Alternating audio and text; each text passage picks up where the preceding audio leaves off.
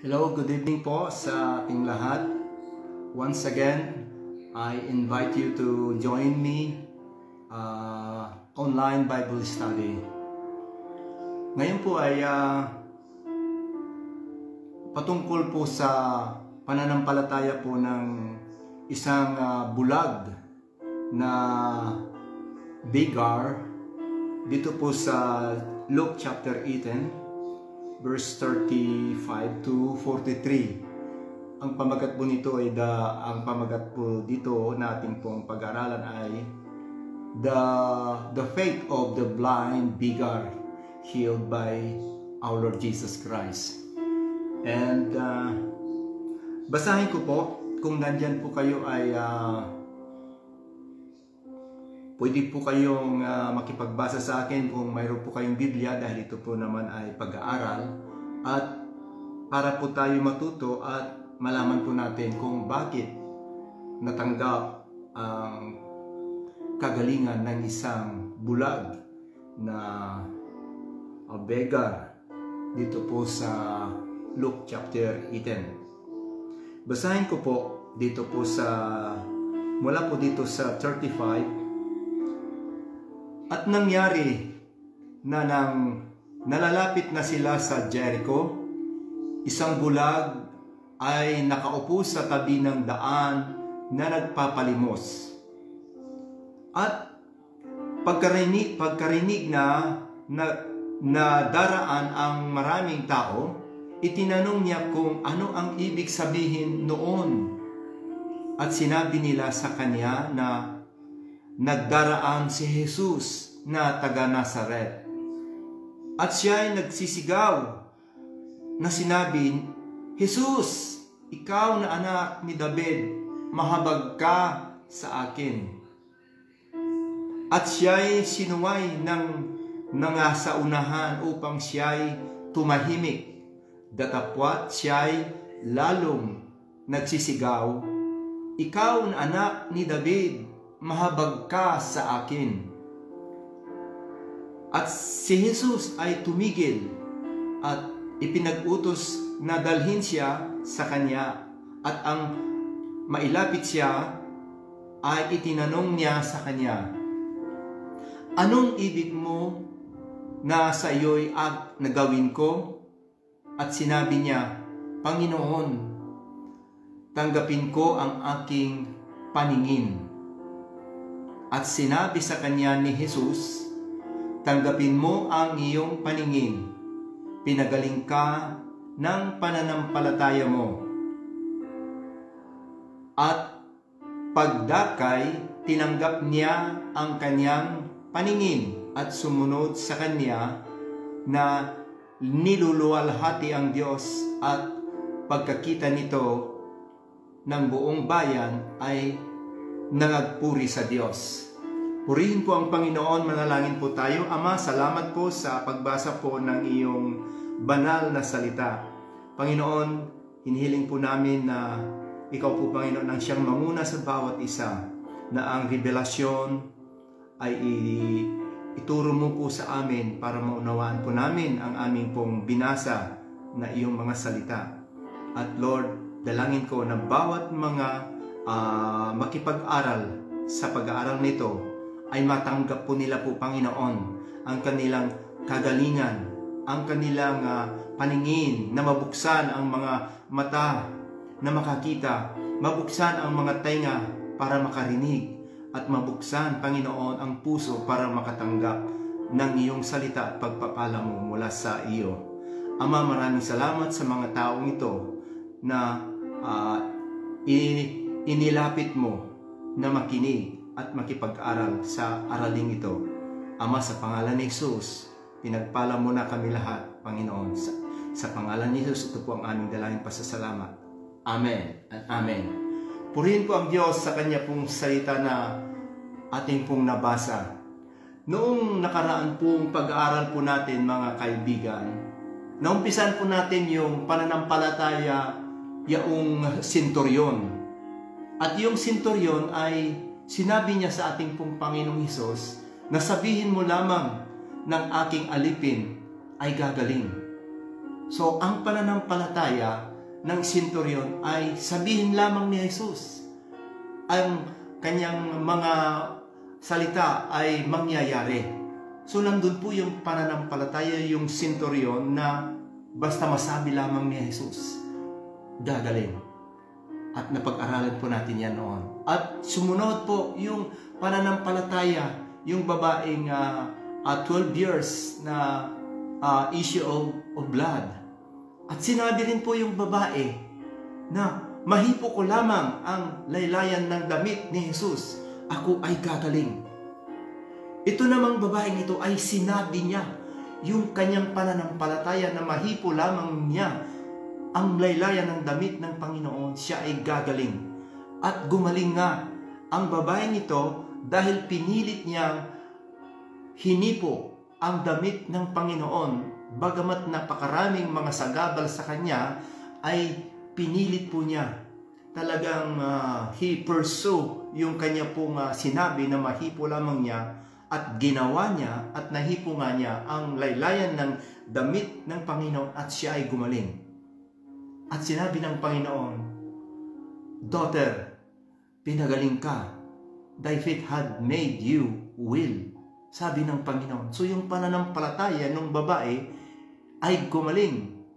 At yung pananampalataya naman yung senturyon na sabihin mo lamang Jesus na aking servant ay gagaling at gagaling. At ito ay nangyari. Ito naman, ibang klase naman na pananampalataya na naman ito. Dahil ang bulag na naman ito, ito ay nandun sa kalsada. Siya ay nandun sa kalsada, naghihintay sa mga tao lamang na magbigay sa kanya ng tulong. Dahil ito ay namamalimos, bulag, a beggar, na ito ay namamalimos lamang. Subalit sa pagkakataong ito, nung narinig niya na napakaraming tao ang dumadaan sa kanyang harapan, nag-curious siya. Anong nangyayari? Bakit napakarami? Sinabi nila na si Jesus, paparaan na taga Nazaret, si Jesus na taga Nazaret, ay dumarating si Jesus papunta sa Jericho. At napakinggan po nitong bulag na ito na namamalimos. Alam po ninyo, itong bulag na ito, hindi po niya talaga alam, hindi po niya kilala si Jesus, hindi naririnig po lamang niya si Jesus. Marami siyang napapakinggan, hindi niya nakikita, pero sa pamamagitan ng kanyang pakikinig, marami siyang napapakinggan tungkol kay Jesus. Kaya nung nalaman niya na si Jesus ay daraan doon sa kanyang kung saan siya namamalimos, at siya ay nagsisigaw. Ano po ang sabi niya dito? Na, Jesus, mahabag ka sa akin. Sabi niya. At itong mga nandun sa harapan niya, pilit nilang pinitigil na huwag sumigaw, na huwag makarating doon sa Panginoon. Ibig sabihin, pinapatigil sila. Pinapatigil siya sa mga nandun, sa mga nasa unahan. At alam po ninyo ang ginawa ng bulag na ito? Imbis na siya ay tumigil, dahil siya ay pinapatigil na magsisigaw na, Jesus, na anak ni David, maawa ka sa akin, have mercy on me, mahabag ka sa akin. Sa halip na titigil siya, dahil pinapatigil po siya, lalo po niyang nilakasan ang kanyang boses para marinig ni Jesus ang kanya pong pagtawag na mahabag ka sa akin. At si Jesus tumigil. Sabi niya po dito sa verse 40, at si Jesus ay tumigil at ipinag-utos na dalhin siya sa kanya, at nang mailapit siya ay itinanong niya sa kanya. Alam po ninyo, nung narinig po ni Jesus na mayroong tumatawag sa kanya, may nagsisigaw na tinatawag yung kanyang pangalan na, Jesus, anak ni David, mahabag ka sa akin. Jesus, na taga Nazaret na anak ni David, mahabag ka sa akin. hanggang sa narinig ng Panginoon yung kanyang pagtawag sa Panginoon. At tumigil at inutusan niya yung mga tao doon, mga disipulos niya, na dalhin sa kanya yung taong nagsisigaw na mahabag sa kanya. At alam po ninyo ang nangyari? Ano po ang sabi ng Panginoon sa kanya? Ano ang sabi ng Panginoon noong ang lalaking ito na bulag, na namamalimos, ay nailapit na sa kanya? Ang tanong ni Jesus, sabi niya, anong ibig mo na sa'yo'y gawin ko? Tinanong po ang bulag na namamalimos. Dahil itong bulag na ito ay humihingi ng habag kay Jesus. Humihingi ng tulong sa ating pong Panginoon. At ang Panginoon nagtanong kung ano ang ibig niyang gawin sa kanya. At sinabi niya, alam po ninyo, ang sagot ng bulag na ito, ano po ang kanya pong sinabi? Panginoon, tanggapin ko ang aking paningin. Bagamat ito ay bulag, ito ang problema sa kanyang buhay. Ito ang dahilan kung kaya't siya ay hindi makapagtrabaho, kung wala siyang magawa na trabaho dahil bulag, hindi niya makita. Madilim ang kanyang nakikitang lahat. Kaya dinadala siya sa tabi ng kalsada para doon sa mga raming mga taong mga naglalakad, doon siya humihingi ng tulong, namamalimos. At sa pagkakataong ito, nakaharap niya ang Panginoon at tinanong siya kung ano ang ibig niyang gawin sa kanya ng Panginoon. At ang kanya pong kahilingan ay sinabi po niya, tanggapin ko ang aking paningin. At alam po ninyo, ang Panginoon ay simple lamang siyang sumagot dahil nakita niya yung kanya pong narinig po niya ang kanyang pangangailangan, na isabi yung bulag na yung gusto niya ay matanggap niya yung kanyang paningin. At sinabi ng Panginoon sa verse 42, sabi niya, at sinabi sa kanya ni Jesus, tanggapin mo ang iyong paningin. Pinagaling ka ng pananampalataya mo. Purihin po ang Panginoon. Ang Panginoon ay sinabi niya na tanggapin mo ang iyong paningin. Bakit po niya sinabi? Bakit po sinabi ng Panginoon na tanggapin niya yung lalaki na bulag ang kanyang paningin? Kasi po, tinanong siya kung ano ang gusto niya. Sinabi niya, tanggapin ko ang aking paningin. So, ang sagot ng Panginoon, so tanggapin mo ang iyong paningin. Pinagaling ka ng iyong pananampalataya. Ito po ang sekreto, o ito po yung kapangyarihan ng pagtanggap ng ating pong hinihiling sa Diyos. Ito po yung ang answer kung ano po ang hilingin po natin sa Diyos. Kung sabihin po natin kung ano po yung hilingin po natin sa Diyos, yun din po ang sasabihin sa atin ng Panginoon. Tanggapin mo kung ano yung sinabi mo sa Kanya. Ang paghingi ng lalaking ito ay specific. Alam ng Panginoon, dahil nakita niya na bulag, alam niya na kailangan niya na makakita. Alam ng Panginoon na kailangan niya yung kanyang paningin. Subalit tinanong siya. Sinabi niya na, anong ibig mo na sa'yo'y gawin ko? So ibig pong sabihin, ang Panginoon ay nagtatanong din sa bawat isa sa atin.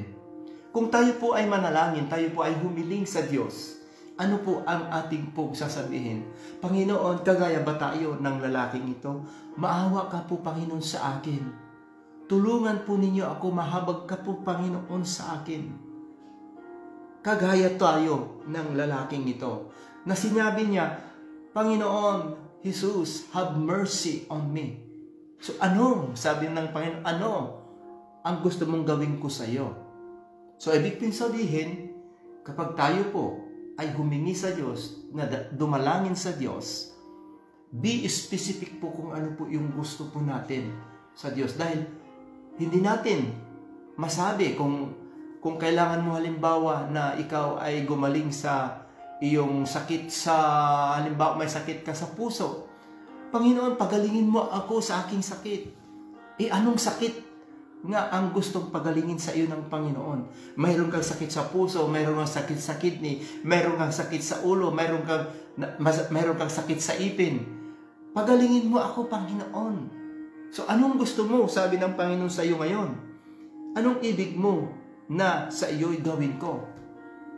So ibig pong sabihin, tinatanong sa atin kung ano po yung talagang gusto po natin sa Diyos. Kung halimbawa gusto mong kumaling sa sakit ng tiyan mo, Panginoon,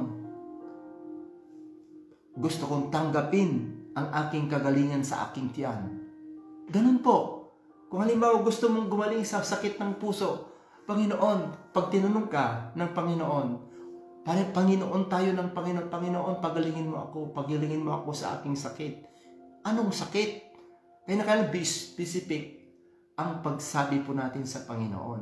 Panginoon, kagaya ng lalaking itong bulag, nakita na ng Panginoon na siya ay bulag, subalit tinanong pa rin niya kung ano ang gusto niyang gawin sa kanya. Nakita na niya na bulag, subalit tinanong. Tayo, nakikita ng Panginoon na kailangan po natin na gumaling sa ating pong sakit. Subalit, iba yung ating pong pag-approach sa Panginoon. Be specific ang gusto ng Panginoong Jesus. Panginoon, kapag po tayo ay nanalangin sa Kanya, pagilingin mo ako, Panginoon, sa sakit ng aking tiyan. Kung may sakit ka sa tiyan, kung sakit mo sa puso, Lord, tanggapin ko ang aking kagalingan sa aking puso. Tanggapin ko ang kaluwagan ng aking paghinga. Pagalingin mo ako, Panginoon, sa aking paghinga na maluwag ang aking paghinga. Panginoon, tanggapin ko, pagalingin mo ang sakit ng aking ulo. Pagalingin mo, Panginoon, ang tumor na nasa aking katawan, nasa aking suso, nasa aking utak, kung sabihin mo kung ano yan, cancer. Pagalingin mo ako, Panginoon, alisin mo, Panginoon, maalis ang cancer na nandito sa aking tiyan, nandito sa aking suso, nandito sa aking ulo, nandito. Sabihin mo sa Panginoon. Dahil yun ang gusto ng Panginoon, na sabihin mo specific sa Kanya, kagaya ng lalaking ito, na tinanong kung ano ang gusto niya na gawin sa Kanya ng Panginoon. Sabi niya, Panginoon, nang tanggapin ko ang aking paningin. Halimbawa po, kailangan mo ng 100 euro. Kailangan mo yung 100 euro dahil kinapos ka sa iyong babayaran. Humihingi ka ngayon ng 1 million. Ang kailangan mo ay 100 euro lamang na nakikita ng Diyos. Humihingi ka ng 1 million. Ibibigay ba ng Diyos yun? Nagsisinungaling po tayo. Halimbawa, kailangan mo ng kinapos ka sa isang babayarin. Kinapos ka ng halimbawa 500. Humihingi ka ngayon ng 200,000. Lord, bigyan mo ako ng 200,000. 500 lamang ang kailangan mo doon sa ang Panginoon, nakikita niya. Saan niya kayo gagamitin itong sobra-sobra kung ibigay ko ito? Be specific. Kung kailangan mo talaga na kung ano ay alam ng Diyos yun. Kung kailangan mo yung isang bagay, be specific. Dahil yun doon sumasagot ang Panginoon. Yung totally na totoo. Totoong kailangan mo. Dahil itong totoong kailangan kailangan ng lalaki, yung hiningi niya sa Panginoon, kailangan niya talaga yung kanyang paningin. Kailangan niya. Siguro hindi lang paningin ang kanyang ang sakit po nito. Baka masakit pa yung kanyang, baka mayroon pang ibang sakit na kanyang nararamdaman. Na sakit ng tiyan o sakit sa kung ano sa paa. Pero ang hiningi lamang niya sa Panginoon yung paningin. So yung paningin lamang ang ibinigay ng Diyos sa kanya. Kung marami tayong kailangan sa Diyos, kinakailangan maging specific po tayo.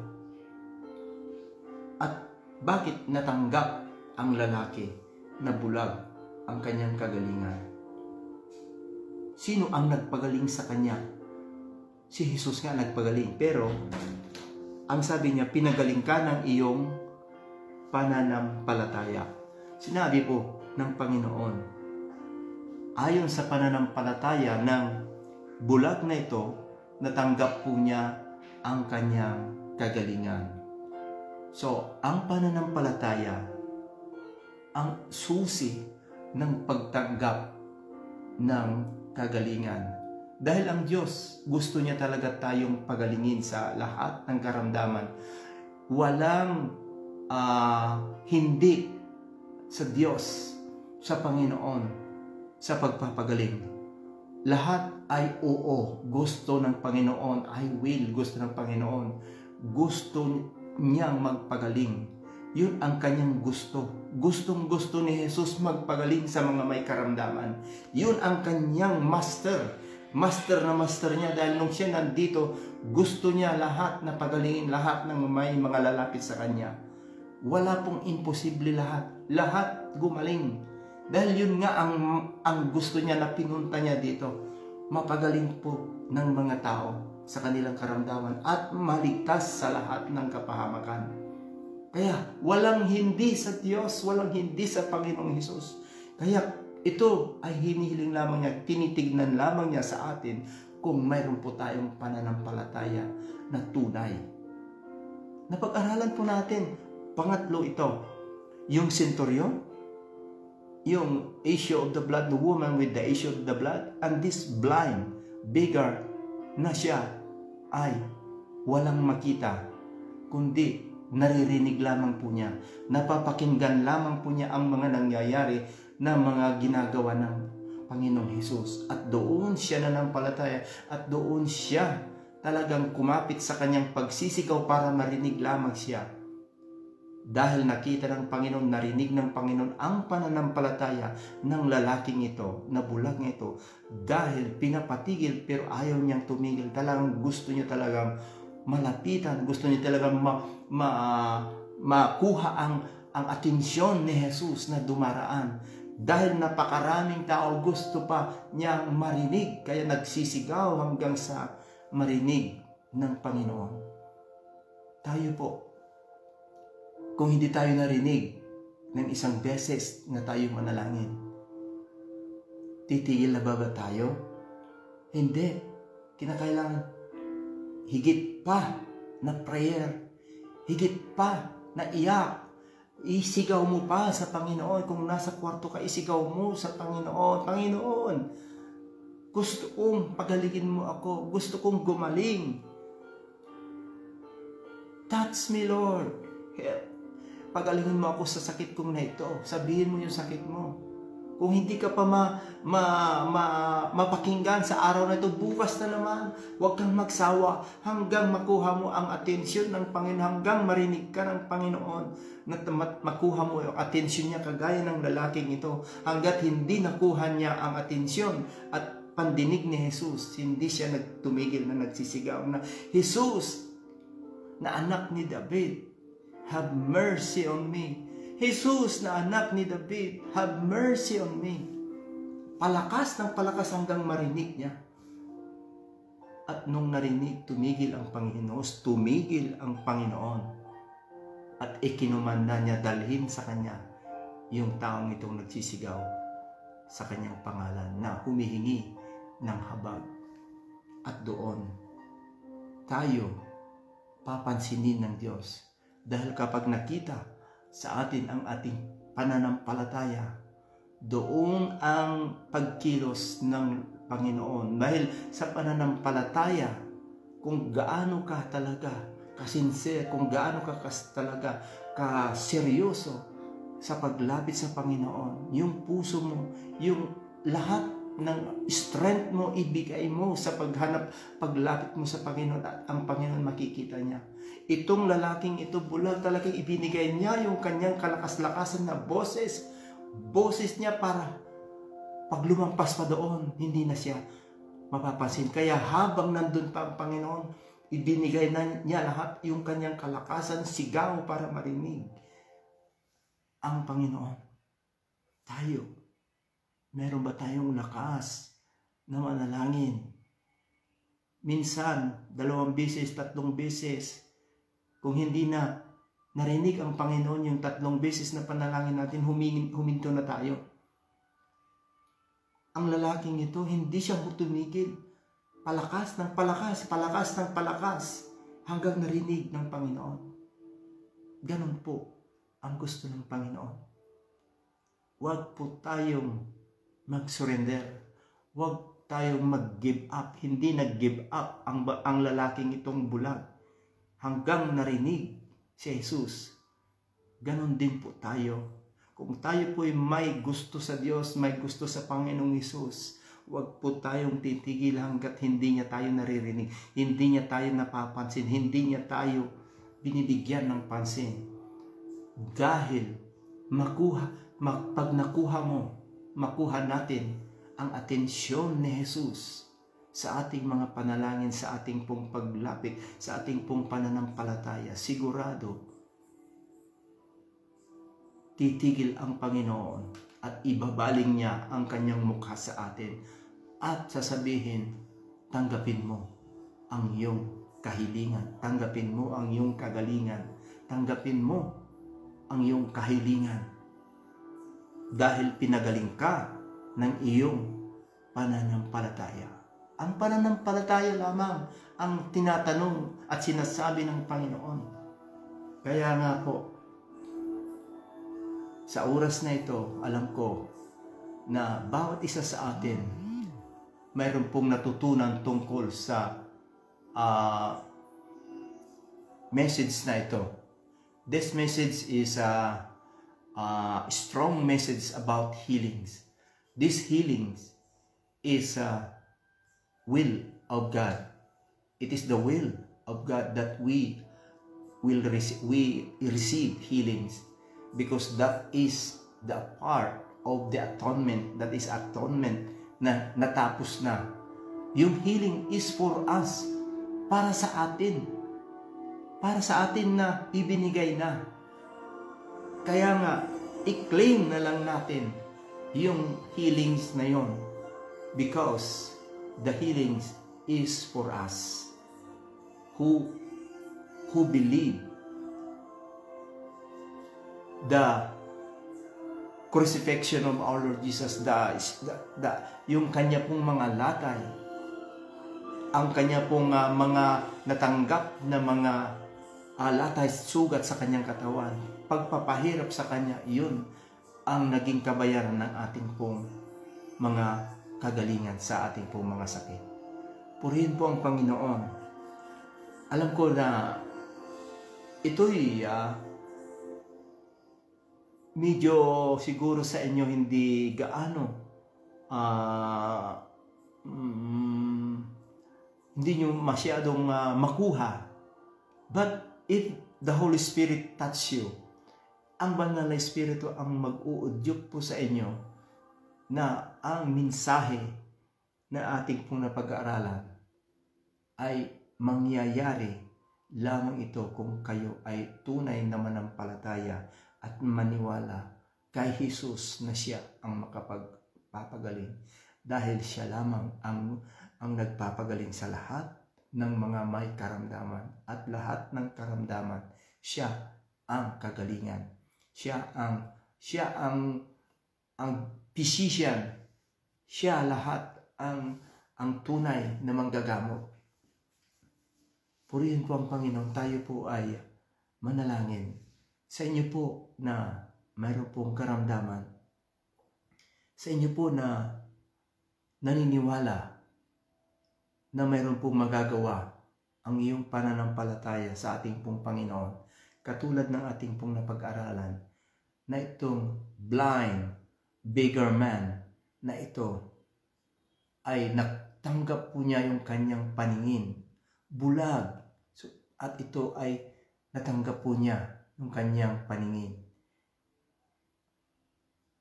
How much more sa atin na sabi ng ating pong Panginoon na mas mapalad daw tayo na hindi nakakita sa Kanya, subalit tayo ay naniniwala. We are more blessed who believe to our Lord Jesus Christ na hindi po natin nakita, subalit tayo po ay nananampalataya at naniniwala sa Kanya. Kaya sabi niya, mas mapalad pa daw tayo kaysa yung mga tao noon na nakakita sa Kanya. So if you have that faith, nananampalataya ka, mas mapalad ka at matatanggap mo ang himala ng iyong kagalingan. If you have that faith na kagaya ng faith ng blind man na ito na beggar. Purihin po ang Panginoon. Manalangin po tayo. Ama, sa pangalan ni Jesus, kami po'y muling lumalapit sa inyong kabanal-banalan na trono. Kami po'y yumuyuko sa iyong harapan.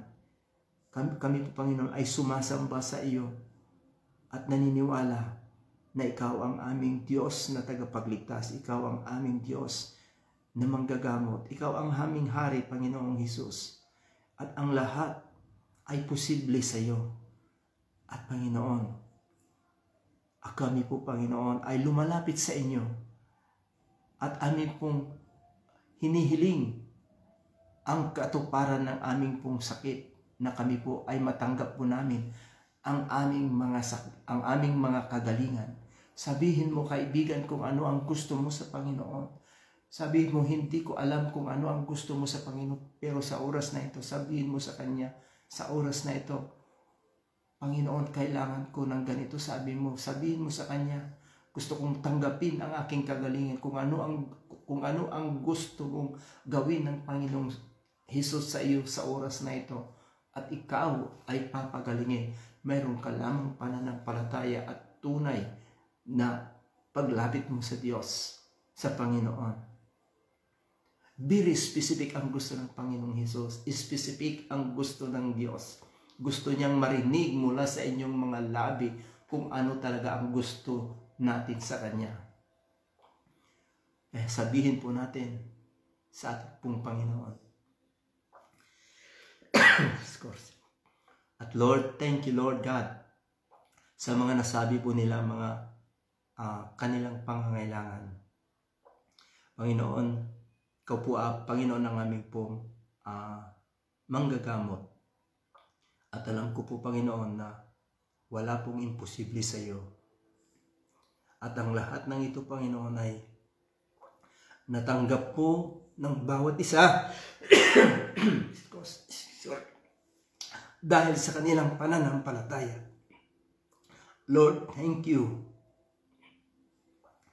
Thank you for the healings, Lord. We give you praise. Hallelujah. We give you glory. Ama, salamat sa lahat ng iyong ginawang himala. At ikaw po, Panginoon, ang aming pong pinapupurihan, sinasamba, dahil ikaw ang aming Panginoon noon, ngayon, at magpakailanman. Salamat po, Ama. Salamat po, Panginoong Hesus, sa iyong ginawang himala sa amin. Sa pangalan mo, amin pong itinataas, linualhati, at Panginoon, sa iyo lang kami nagtitiwala. Sa pangalan ni Jesus. Amen and amen. Salamat po sa Diyos dahil alam ko na tayo po ay mayroon pong natanggap na pagpapala sa gabing ito. Alam ko na kayo po ay pinagpala sa gabing ito. At kaya po tayo ay patuloy na magpasalamat sa Diyos. At hanggang sa susunod muli, ito po muli ang lingkod ng Diyos, Brother Greg Lima. Bumabati po sa inyo ng magandang gabi at mapagpalang gabi. Amen.